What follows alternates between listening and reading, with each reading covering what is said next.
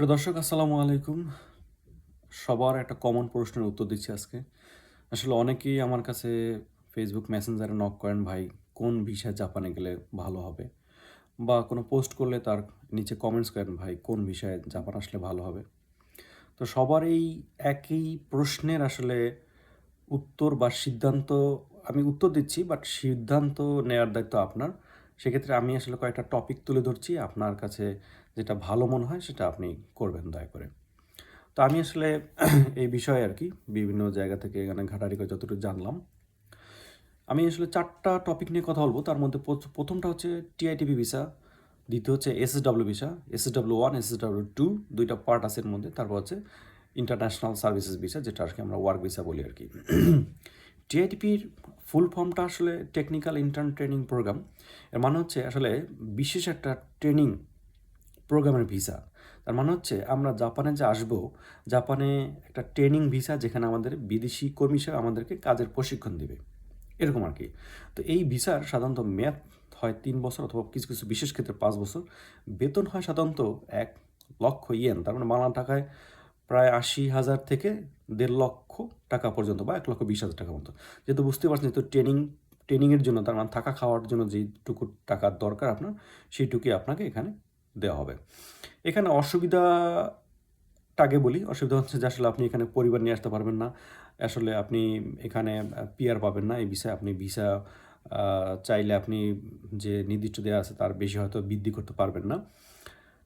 কিন্তু আপনি এখানে যেটা পারবেন সেটা হচ্ছে আপনার নিজের কাজের অভিজ্ঞতা বৃদ্ধি করতে পারবেন, নিজের জ্ঞান অর্জন করতে পারবেন, পরিবেশ সম্পর্কে একটা ধারণা পাবেন।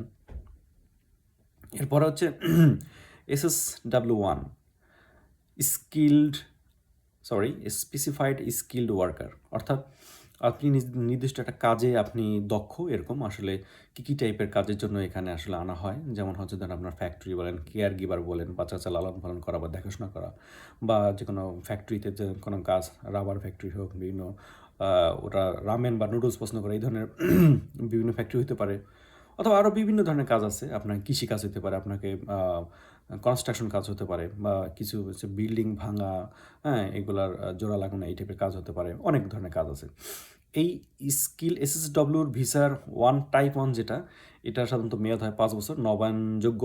তবে এটা আপনার ১ বছর দেয়, ২ বছর দেয়, ৩ বছর দেয়, এরকম ৫ বছর দেয়। এরকমও হয়। তবে এক্ষেত্রে আপনার বিভিন্ন স্কিল বেস অনেক পরীক্ষা দিতে হয়।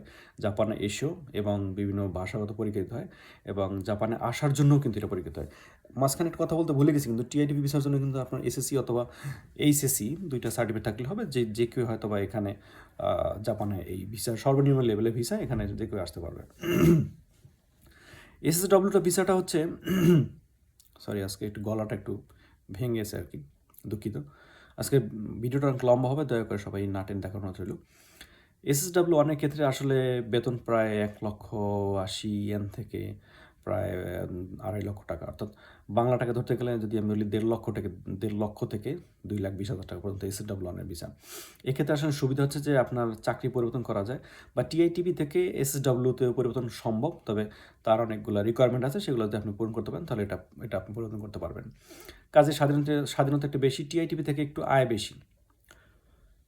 অসুবিধাটা হচ্ছে আসলে পরিবার আনতে পারবেন না এবং পার্মানেন্ট রেসিডেন্স সরাসরি না মানে পাবেন না বা নির্দিষ্ট কিছু সেক্টরে কাজের একটা সীমাবদ্ধতা থেকে যায় আরকি।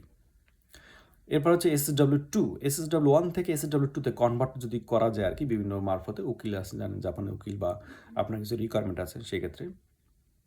সেক্ষেত্রে হচ্ছে যে এটা আসলে উচ্চ দক্ষ শ্রমিকদের জন্য উন্নত ভিসা আরকি। মানে আপনার স্কিলড জাপানে আপনি কাজ করছেন বা আপনি স্কিলড হয়ে গেছেন বা আপনার দক্ষতা অর্জন করছেন। সেক্ষেত্রে আপনাকে এসএসডব্লিউ 2 ভিসার একটা দেয়। এটা অনেক সময় কি যে এসএসডব্লিউ 1 এর মেয়াদ শেষ হওয়ার পর বাংলাদেশে গিয়ে অনেকে আবার জাপান এসএসডব্লিউ 2 হিসেবে আসে। আবার অনেকে আছে জাপানে থাকতেই এসএসডব্লিউ 2 তে ভিসা কনভার্ট করতে পারে। তো প্রায় এর বেতন হচ্ছে প্রায় ৳২,৫০,০০০ থেকে ৳৩,৫০,০০০ মতো।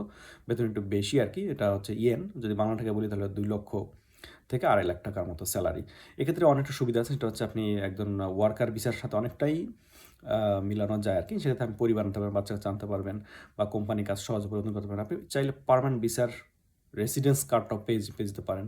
এজুসা যেটাকে বলে যে এটাও পেতে পারেন। জাপানে অনেকদিন যাবৎ থাকা সম্ভব। এখানে অসুবিধাটা হচ্ছে আসলে এটা পরীক্ষা হয় অনেকগুলো, এগুলো কঠিন অনেক পরীক্ষা। সব সেক্টরে এগুলো নেই। উচ্চ দক্ষতার প্রয়োজন হয় আসলে আপনাকে একটা বেসিক কাজে স্কিলড হতে হয় আরকি এরকম। ৪ নাম্বার যেটা হচ্ছে international visa, engineer, specialist in humanities international services যে ভিসাটা আমরা বলি ইন্টারন্যাশনাল ভিসা বা ওয়ার্ক ভিসা।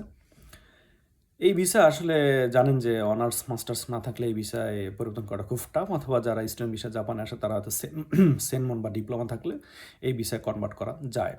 সেক্ষেত্রে এই ভিসাটা সাধারণত মেয়াদ হয় ১ থেকে ১, ৩, ৫ এই টাইপের ভিসা হয়, বা আপনি চাইলে ভিসা রিনিউ করে অনেকদিন থাকতে পারবেন। সাধারণত যারা স্টুডেন্ট আছে তারা বিভিন্ন সেনমন অথবা যারা মাস্টার্স আছে তারা সরাসরি এই ভিসায় ঢুকতে পারে। বাংলাদেশ থেকে আসতে হলে তাদেরকে অবশ্যই গ্র্যাজুয়েশন থাকতে হবে, সেই গ্র্যাজুয়েশন বেসড এই ভিসা আসতে পারবে। সেক্ষেত্রে এই ভিসায় হলো পরিবার নিয়ে আসা যায় এবং বেতন অনেক ভালো, সম্মানজনক চাকরি করা যায়, পার্মানেন্ট রেসিডেন্সির সুযোগ আছে। অসুবিধা হচ্ছে যে উচ্চ শিক্ষা দরকার আরকি। মানে আপনার মাস্টার্স বা অনার্স লাগে আরকি এরকম।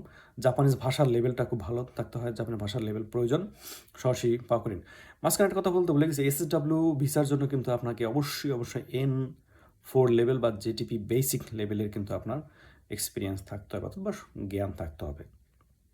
এসএসডব্লিউতে N4 ছাড়া কিন্তু এখন আর এসএসডব্লিউতে অ্যালাউ করে না। যাই হোক, তো এই হচ্ছে সর্বোপরি যেটা বলতে হচ্ছে সেটা হচ্ছে যে জাপানে টিকতে হলে আপনাকে ভাষার কোনো বিকল্প নেই। ভাষা অবশ্যই আমি শিখতে হবে। সে যে যত পরিমাণ ভাষা শিখতে পারেন, ততটাই শিখতে পারবেন। তবে যদি কেউ ইন্টারন্যাশনাল অনার্স মাস্টার্স থাকেন, তাহলে যদি কেউ ইন্টারন্যাশনাল ভিসায় আসতে চান, তো অবশ্যই সাবজেক্টের সাথে কাজে একটা মিল থাকতে হবে।